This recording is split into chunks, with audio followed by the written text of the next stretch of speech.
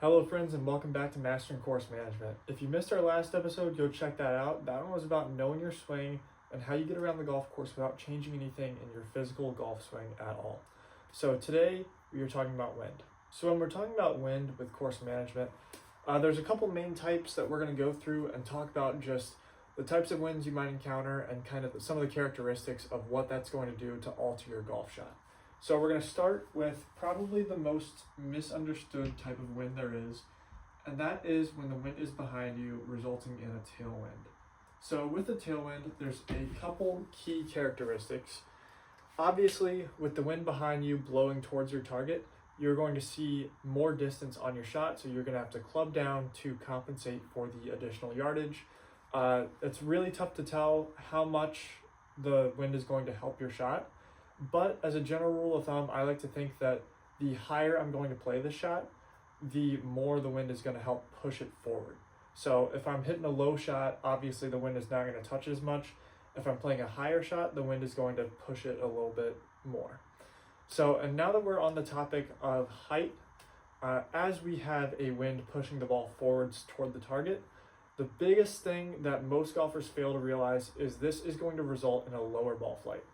So with the wind just pushing that ball forward, it's going to decrease the amount of spin on the ball, and that ball is just going to kind of punch through the air. It's not going to be able to pierce as well, and it's just going to be a lot lower, which results in a shallower landing angle. So with a tailwind behind you, it's going to be tougher to hold greens because the ball is not spinning as much. The wind is going to take some of that spin off the ball, and that ball is going to be coming in hot with a shallower landing angle.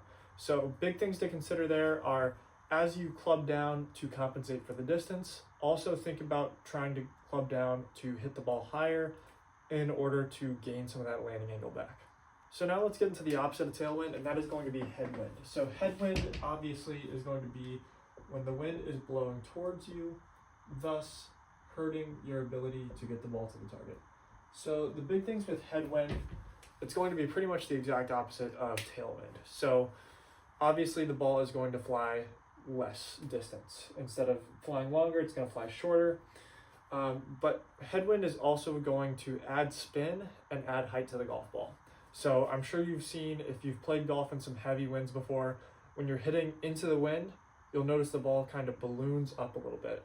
This is because the added backspin to the golf ball from the headwind really pushes that ball up into the air, which ends up being even more harmful as when it goes higher in the air, it's going to spend more time being hit by the wind, which is going to push it even further back towards you. So the longer it spins in the air, the more it is going to decrease in distance. So as it balloons up, it's kind of that double bad where, you know, you have the shot that is already going shorter because of the wind, and then the wind pushes it up to let it get hit with more and more wind and air resistance, which thus makes the ball fly even shorter. So that's kind of the negatives of the headwind here. So clubbing up is usually the best way to target this and to combat it. But as we talk about headwind, the other thing it's going to do is it's going to create a steeper landing angle. So you're going to get a lot more stopping power around the greens. So for a lot of people, they like hitting into the wind, especially when they have a longer shot, because they might take a 4 or a 5 iron, and they're going to see a lot more height on that, which helps it stop a lot quicker on the greens. Now, another thing for you to note with headwind is, as it's adding more spin to the golf ball, this is going to severely punish mishits more. So if you hit a shot with a lot of spin off to the side, when you have a headwind here, it's going to increase that amount of spin, and that's going to force it even further in whichever direction it's going. So if I hit a slice off the tee that's got a lot of side spin to it, when I hit into a headwind, that headwind is going to add spin to the ball, which causes it even more turn to it. So keep that in mind when you are playing into a headwind, is that any directional shot you're going to hit with spin is going to be amplified in the headwind. All right, so now we get into crosswind. And if you haven't figured it out already, crosswind is when the wind is blowing from either right to left or left to right. It's blowing not towards you, not away from you, but across.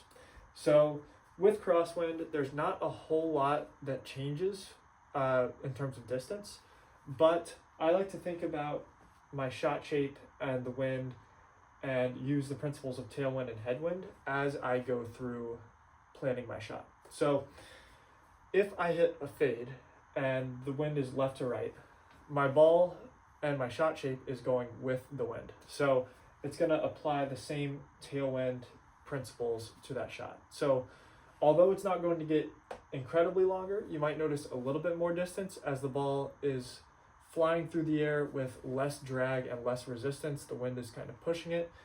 You will notice a more extreme curve to it, but as that ball approaches the green, you'll notice less spin and lower ball flight. It's going to really come in hot, and it's going to be a lot shallower of a landing angle there. So something to keep in mind is that if you play a shot shape the same direction of the wind, you might have to adjust for a lower spin, lower flying shot. Whereas with a shot you're playing where you're combating the wind with your shot, so a cut into a right to left wind, that is going to result in slightly less distance, not a ton, not super noticeable, but more spin and higher flight. So as you hit into that crosswind, you're going to notice the ball is going to kind of curve more, maybe balloon a tiny bit. But as it's fighting against that wind, you're going to notice more spin. So it will help with stopping power. Hopefully that's to an advantage for you. As we get too much stopping power, too much spin, and too steep of an angle, it can hurt you. But keep in mind with a crosswind, if you are hitting into the crosswind, you're going to notice those same principles of a headwind, just off to the side instead of straight at you. So there you have it. Those are the basics of managing the wind as you plan for a golf shot and as you make your way around a golf course. So if you have any questions, anything that wasn't clear, leave those in the comments below. I'll answer the best I can, and stay tuned for the next episode. And as always, let's play for par.